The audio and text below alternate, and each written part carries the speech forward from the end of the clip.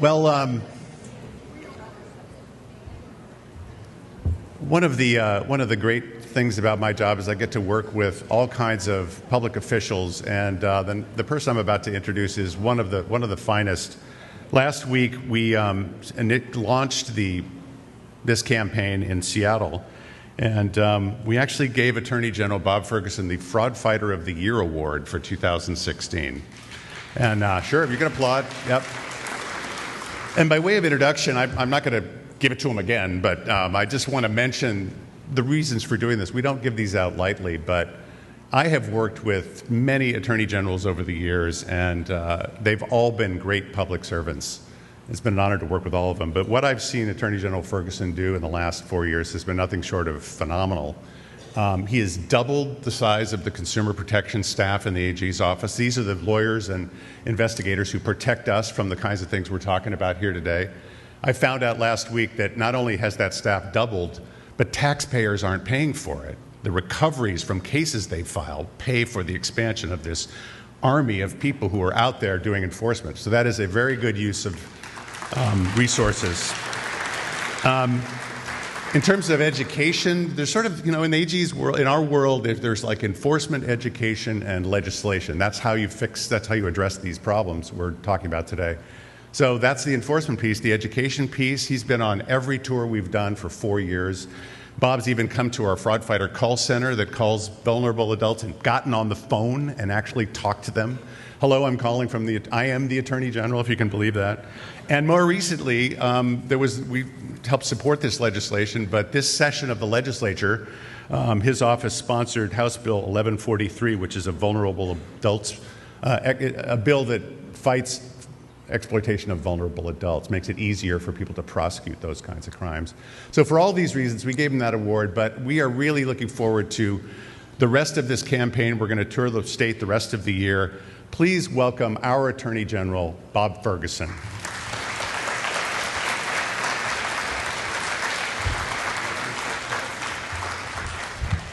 Thank you so much, Doug, and good morning to all of you. Thanks so much for having me here this morning, and thanks to all of you for being here today. It's great to see you, and I have a short slide presentation for you, and so I'm going to start with, I think my clicker is going to work. Let's see if this goes. There we go. So Doug mentioned the Fraud Fighter call center, and it's true, the AARP does fantastic work. They've been an incredible partner in fighting fraud, and they do have a call center, and it's true, I did volunteer once to make some phone calls. I thought I'd share with you one story from that, which is appropriate for sort of taking on imposters or being aware of imposters. One of the calls I made, I called a lady in Washington State, and I said, hello, my name is Bob Ferguson, I'm the Attorney General for the state of Washington. I'm calling, I have some information for you.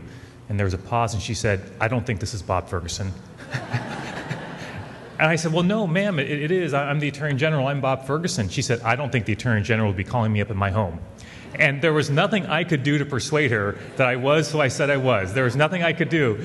And in a way, it was to her credit, right, that she was skeptical that I was who I said I was.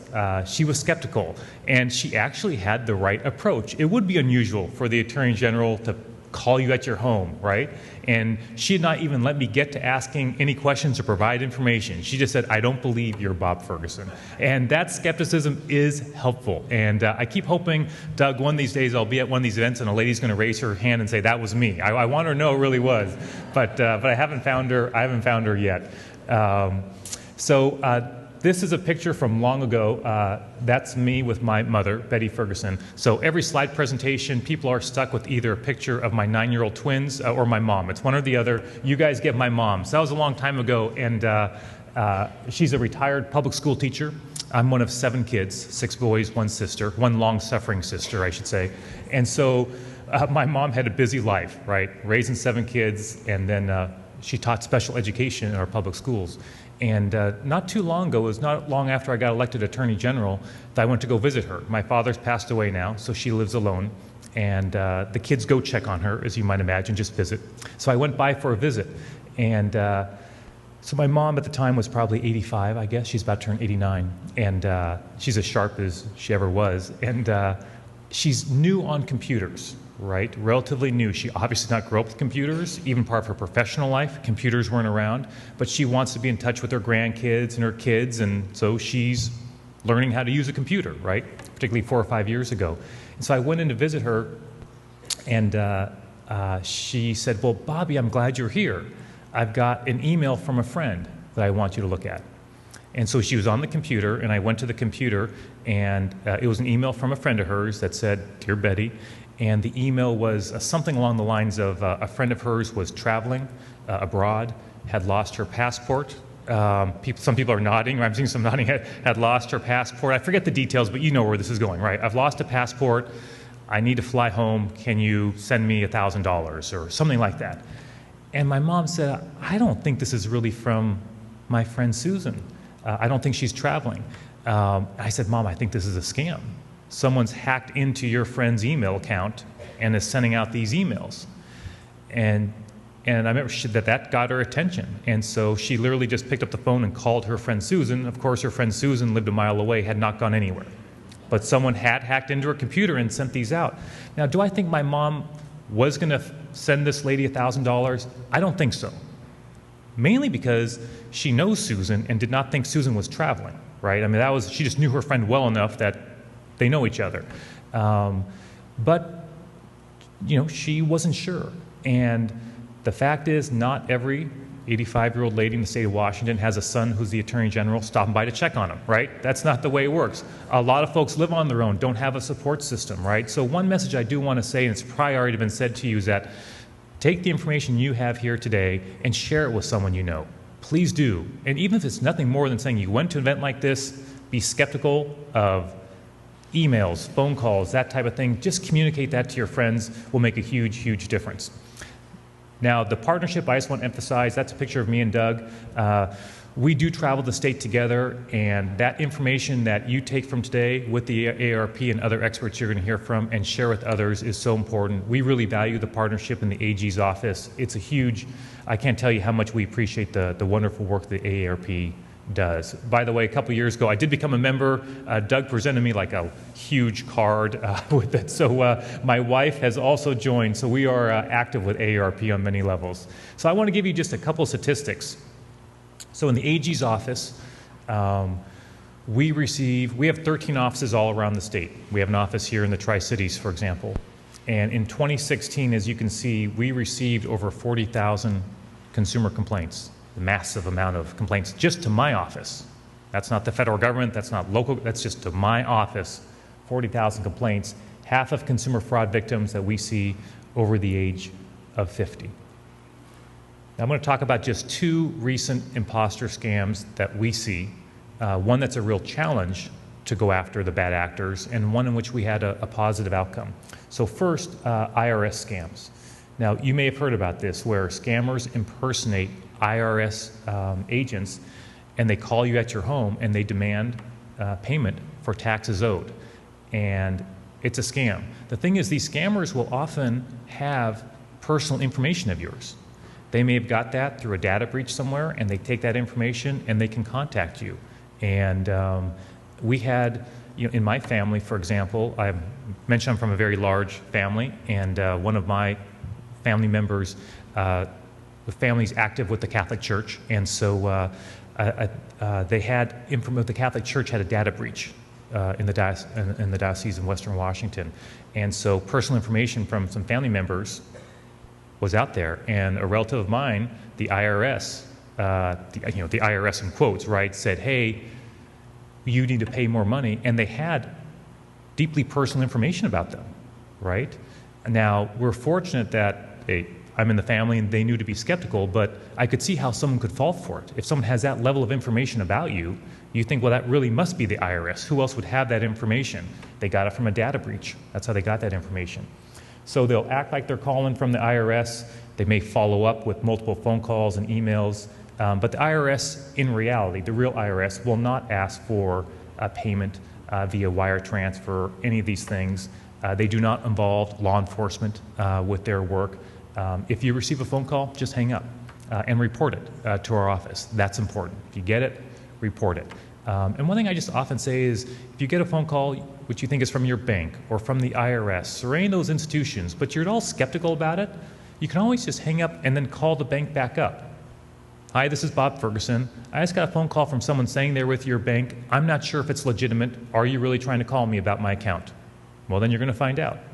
Same with the IRS or any other entity like that. You can always hang up, thank you for calling, call the bank up and find out. It's a good way to handle and protect, and a good way to protect yourself. One more example I'm going to give you in my remarks. So this scam, I have to say, really made me mad. An imposter scam. And it was a Seattle man created a website in which he offered prayer services for a fee. Okay? So consumers sent in requests for, hey, they had a spouse who was sick, a child who had a terminal disease. You get the idea. And I think I've got a picture of the actual, so there's the website. So one thing you'll note out here throughout the day is scammers will often want to put you in a heightened emotional state. Well, this is definitely preying on that. The image of the little girl, right? And the testimonials you see at the bottom are fake testimonials. It's just not real, right? It's not real. They created fake religious leaders, particularly Pastor John Carlson. Now, there is a real Pastor John Carlson in Washington State. I think he lives in Enumclaw, if I remember correctly. This case was, I think, last year. He ended up getting a lot of unhappy emails and correspondence from people who thought he was the real John Carlson, right? He's not. He's a real pastor, but he is not the John Carlson at all. Now, look, one thing I want to be clear about is I believe in the power of prayer. I do. I'm Catholic. I believe in that. But this guy, he was not providing that service, right? Now, I probably would not spend money to have someone pray for me, but I could understand why someone in a desperate situation would. I understand that. But that's not what he was offering. I want to be clear. There was no prayer service being offered. It was a scam. And I think we have some, so for example, they offered Continued Blessings website.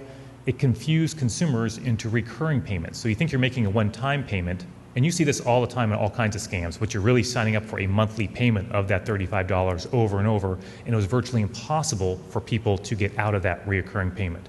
By the way, just as a side note, if you ever have a problem like that with a company, this is so common, right? Outside of imposter scams, where you sign up for a one-time payment, but then you keep getting the bill over and over. When you call up the company, if you can get a hold of someone, tell them you're going to file a complaint with the Attorney General of the state of Washington.